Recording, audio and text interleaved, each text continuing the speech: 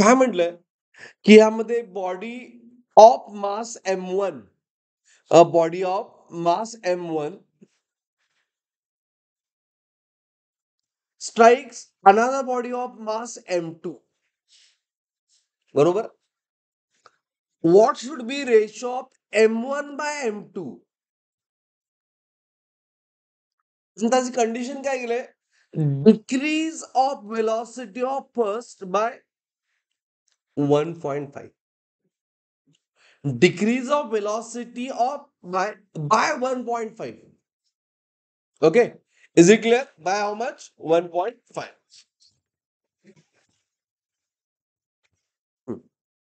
Okay. तर मी problem माझ्यावर तुम्ही ड्रॉ करायला अंडरस्टँडिंग नाही आहे काय, तेव्हा माझ्यावर ड्रॉ करा. मी पहिल्यांदा स्टार्टिंगला त्याच दोन बॉडी आहेत. एखादा मास आहे M1, बिफोर आफ्टर इम्पॅक्ट आपण रिप्रेझेंट करायचं. लाईनला ते चालतंय. M1 moving with U1. बरोबर. मला ड्रॉ करा. M2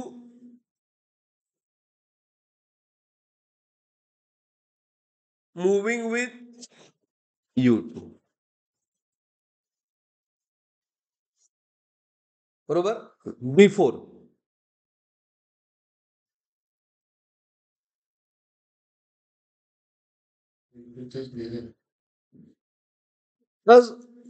M2 इज स्टेशनरी म्हणजे U2 किती? 0. Very good.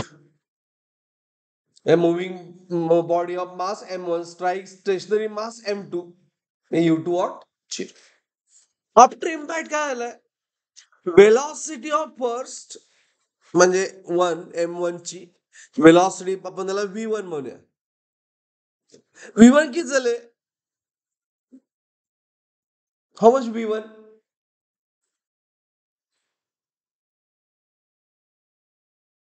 U1 चे रिलेशन दिले बा. Velocity of first decrease by 1.5 म्हणजे काय? डिक्रीज बाय 1.5 याचा अर्थ काय? बरोबर. म्हणजे किती न म्हणजे divide by 1.5. Is it right? एवढ्यानं कमी झाली. Got it? Getting everyone? दुसऱ्याची वेलॉसिटी किती? V.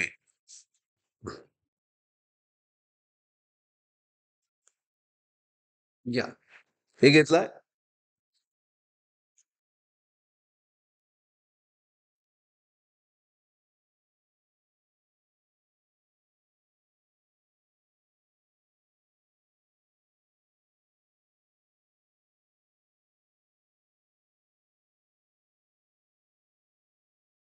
कशाने सॉल्व्ह करणार? हे झालं घेऊन. कुठल्या यानं सॉल्व्ह करणार? हा इम्पॅक्ट कुठला आहे? After impact they are moving with different velocities असं दिलेलं. मग 3 टाईपचे इम्पॅक्ट असतात. बरोबर आहे की नाही? एक असतोय इलॅस्टिक, दुसरा इनइलॅस्टिक आणि तिसरा परफेक्टली इनइलॅस्टिक. हा परफेक्टली इनइलॅस्टिक आहे काय? त्याला प्लास्टिक सुद्धा म्हणतात. आहे का? नाही. त्यामध्ये दोघांची वेलॉसिटी काय असते? सेम असते. Impact they are moving with same velocity just like previous. मग हा इम्पॅक्ट कुठला आहे? तर तुम्ही यामध्ये डेटा बघितला तर मी आता हा प्रॉब्लेम M1 बाय M2 साठी सॉल्व्ह करायचा आहे. म्हणजे we have to solve by law of conservation of momentum apply करायला लागेल पाहिजे. पण अजून एक इक्वेशन पाहिजे म्हणजे त्यामध्ये U1 आणि V1 चं रिलेशन किंवा V2 चं रिलेशन फाइंड करण्यासाठी. बघा मी काय म्हणतोय, M1 बाय M2 फाइंड करण्यासाठी bye law of conservation of momentum ratio find करायचं आपल्याला. मग त्यासाठी मला काय पाहिजे की V2 ची value in term of U1 पाहिजे. V2 ची value in term of what? U1 पाहिजे. त्यासाठी मला कोइफिशियंट ऑफ रेस्ट्रिक्शनच यूज करायला लागणार. मग यामध्ये दिलेलं नाही, ईची व्हॅल्यू दिलेली नाही. मग आपण ऍज्युम करूया की हा इम्पॅक्ट इलॅस्टिक आहे. हा प्रॉब्लेम घेण्याचं रिझन हेच आहे. की ज्यावेळी ईच व्हॅल्यू देत नाही त्यावेळी किती घ्यायची? 1 घ्यायची. Is it clear? Each value दिली नसेल तर किती घेणार? 1 घेऊन सॉल्व्ह करायचं. बट कुठं मेन्शन केलं का हे परफेक्टली सेम वेलॉसिटी आहे काय? नाही. पार्शली मध्ये ईच व्हॅल्यू देतात 0.2, 0.3, 0.4 असं. त्यामध्ये ई किती आहे? दिलेलं नाही म्हणून 1 असल्या. Let assume impact is elastic. Let assume impact is elastic.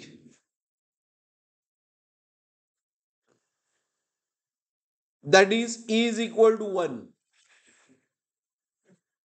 E is equal to 1. घेतला? एव्हरीवन? पहिल्यांदा Icha formula. Icha formula V2 minus V1. मग काय लिहिणार? U1 minus U. बरोबर? लिहायचं. Very good, very very nice. 1 U1 minus U2 बरोबर आहे काय? इकडे गेल्यानंतर 1 ला मल्टिप्लाय होणार ना लेफ्ट साइडला. Is equal to V2 minus V1. हे कशासाठी करावले आपण? V2 आणि U1 मध्ये रिलेशन पाहिजे आपल्याला. U1 किती आहे? U1 plus V2 0. मेरुश लिहायला पाहिजे रे बाळ विथ अंडरस्टँडिंग. V2 फाइंड करायचं रिलेशन. V1 नोन आहे. किती आहे? U1 upon 1.5. झालं. पहिला एक्सप्रेशन झालंय. कुठं पण झालायस? गुड. सो U1 काय करणार पुढची स्टेप? ही मायनस U1 ह्या साईडला काय होणार? Plus. Very good. U1 by 1.5. Very nice. Is equal to V2. आपल्याला V2 ची value in term of U1 पाहिजे. मग cross multiply 1.5 U1 plus U1 असं होतं. Cross multiply divide by 1.5 is V2.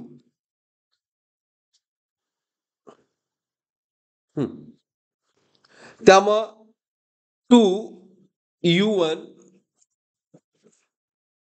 upon 1.5 is equal to V2.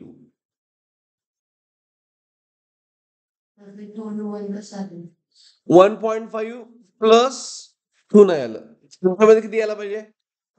मग सांगायचं ते 2.5 U1 येते मग सांगायचं 2.5 U1 बरोबर. Very good, very nice. हा कुठल्या टेबल माहिती आहे? 3 टेबल काय? 5 टेबल माहिती आहे? 5 3 जा 15, 5 5 जा 3 टेबल मध्ये का 5 टेबल मध्ये ना. मग 5 आहे 3 इज V2. आपलं नाही बरोबर आहे. 0.5 बाय 0.3 म्हणजेच काय? 5/3 बरोबर आहे की नाही? Is it right? 1.5 आणि 1.3 0.5 टेबल मध्ये. Is it clear? हे कशासाठी केलं होतं आपण? रेशो फाइंड करण्यासाठी V2 ची व्हॅल्यू पाहिजे होती. मिळाली. झालं. आता काय करणार? Law of conservation of momentum use करायचं. लिहा. According to law of conservation of momentum total momentum sum of PI is equal to sum of PM. म्हणजे काय? Total momentum before equal total momentum after.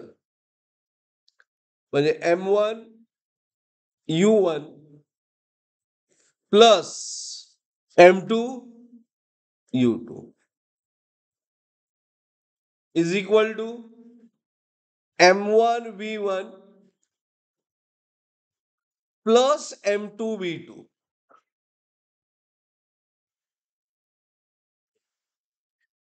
M1 U1 आहे तसं सगळं आपण in term of +0 हे +0 कसं आलं? +0 कसं आलं? U2 0 आहे ना? M1 V1 किती आहे? U1 upon 1.5 and M2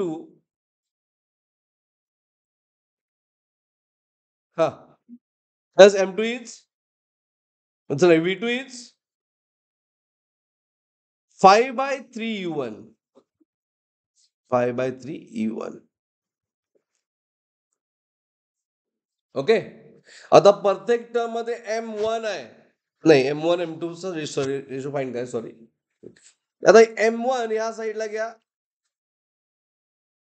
M1 U1 हा आता M1 U1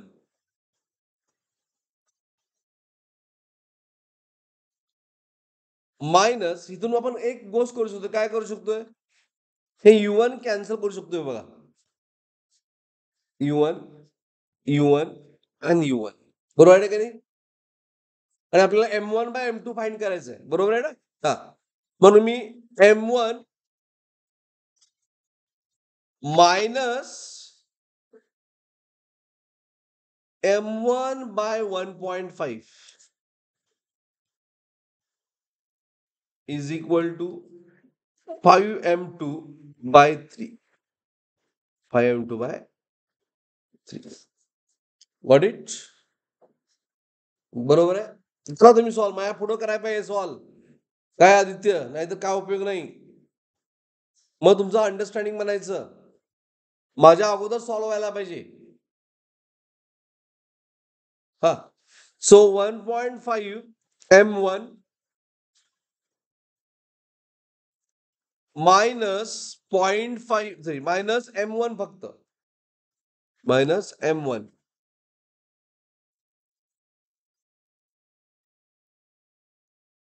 divide by 1.5 is equal to 5/3 M2 5/3 M2 हा किती येईल 1.5 मायनस 1.5 that's 0.5 by 1.5 M1 कोणाचा आन्सर आला असेल मला अगोदर सांगा हा किती 5:1 गुड इट इज 1/3 0.5 चा table 1/3 M1 is equal to 5/3 M2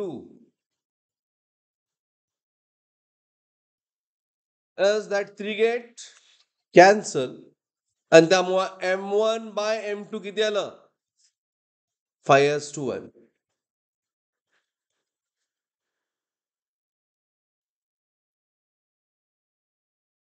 5:1 clear getting anyone समजला प्रॉब्लेम मोठा प्रॉब्लेम होता 13 मिनिटं झाली